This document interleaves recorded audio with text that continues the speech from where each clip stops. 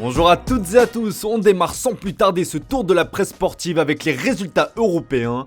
L'Olympique de Marseille a obtenu son billet pour les demi-finales de l'Europa Conference League en l'emportant 1-0 sur la pelouse du PAOK grâce à un but de son homme en forme, Dimitri Payet. Les Olympiens ont également pu compter sur un Steve Mandanda impérial, auteur de plusieurs parades décisives. Le portier est d'ailleurs mis à l'honneur sur la une de la Provence en ce vendredi matin. Mandanda, héros de Salonique, placarde le quotidien régional. Même son de cloche en une de l'équipe, avec Mandanda, tout va. De son côté, la Marseillaise reste plus sobre et titre sur sa une, les Olympiens en demi-finale de la Coupe d'Europe. Au prochain tour, l'OM retrouvera Feyenoord qui s'est qualifié face au Slavia Prague. En demi-finale, se réjouit le journal néerlandais AD. Dans les autres résultats de ces quarts de finale, l'AS Roma a aussi décroché son billet pour le dernier carré. Les hommes de José Mourinho ont écrasé Bodo Glimt sur le score de 4-0 grâce à un festival de Nicolo Zaniolo, auteur d'un triplé comme le rapporte la Gazzetta dello Sport.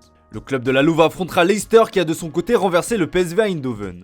Si l'OM va poursuivre sa campagne européenne, ce n'est pas le cas de l'Olympique Lyonnais qui s'est fait piteusement éliminer par West Ham hier soir sur le score de 3-0. Une soirée cauchemar pour l'OL comme le relaye le Progrès. Les hommes de Peter Bosz ont tout simplement coulé et il va falloir qu'ils réalisent une fin de saison en boulet de canon pour espérer accrocher une place européenne. La tension est montée en fin de rencontre avec les supporters qui s'en sont pris notamment aux joueurs. KO à l'OL comme le rapporte le journal L'Équipe. Chez nos voisins anglais, l'heure est évidemment à la fête. Ces derniers sont un brin chambreur à l'instar du Daily Mail qui s'est régalé avec ce jeu de mots, Roi Lion. Dans la même veine, le Daily Star clame sur sa une, nous sommes les rois de Lyon.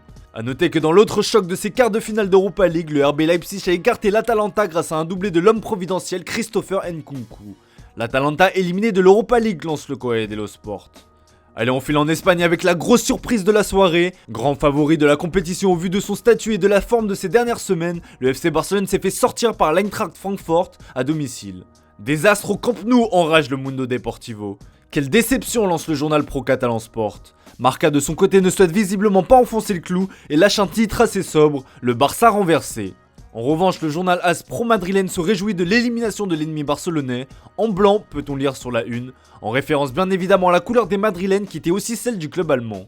Ces derniers étaient d'ailleurs près de 30 000 hier au Camp Nou, ce qui a surpris et mis en colère les coulés puisque l'UEFA n'avait autorisé la présence que de 5 000 fans de Francfort. Après la rencontre, le président Joan Laporta a pris la parole et tout simplement crié au scandale. Cela ne se reproduira plus jamais, nous avons des informations sur ce qu'il s'est passé, c'est scandaleux et honteux. Nous prendrons des mesures et nous les expliquerons, a-t-il lâché. Allez, on ferme cette page européenne et on ouvre le chapitre Mercato avec la Juventus. Comme l'explique Tuttosport sur sa une, la Juve accélère sur plusieurs dossiers. Ce n'est pas un secret, la vieille dame souhaite enrôler Giacomo Raspadori, attaquant de Sassuolo, et considéré comme l'avenir du football italien à son poste. Un intérêt qui s'explique par le probable départ de Paulo Dybala qui devrait partir libre cet été.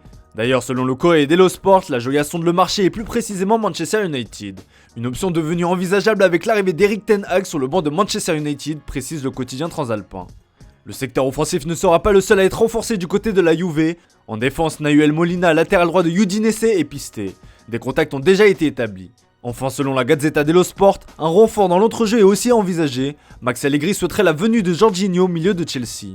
Du mouvement s'annonce dans le Piémont cet été. On prend la direction de l'Angleterre avec la grosse information du jour. Erik ten Hag n'a pas encore été officialisé à la tête de Manchester United, mais le tacticien néerlandais semble déjà avoir pris ses fonctions, du moins officieusement. Le Daily Star révèle tout simplement une bombe en ce vendredi matin. Erik ten Hag ne compte pas sur Cristiano Ronaldo la saison prochaine. Erik indique la porte de sortie à Ronaldo, lance le tabloïd anglais. Une information également reprise par le Daily Mirror. Reste à savoir comment CR7 prendra cette information, mais une chose est sûre, l'arrivée d'Erik ten Hag sur le banc des Mancuniens risque de faire des ravages. On reste outre-Manche pour terminer ce tour de la presse sportive car l'autre grosse information du jour concerne également les Red Devils. À la recherche d'un attaquant de renom, Manchester United a désigné Harry Kane comme piste prioritaire. Vous le savez, l'attaquant anglais a tout fait pour quitter Tottenham l'été dernier, mais ce dernier a été retenu par le propriétaire Daniel Levy. Fort logiquement, le buteur des Three Lions va de nouveau être associé à des rumeurs de départ cet été, mais selon le Daily Express, un énorme retournement de situation se profile. Dans un premier temps, il a recalé les Red Devils, et dans un second temps, le joueur de 28 ans ne serait plus forcément contre le fait de prolonger son aventure chez les Spurs. Un retournement assez inattendu. Voilà, c'est tout pour ce matin, merci pour votre fidélité, bonne journée à vous, on se retrouve tout à l'heure pour le traditionnel JT Foot Mercato.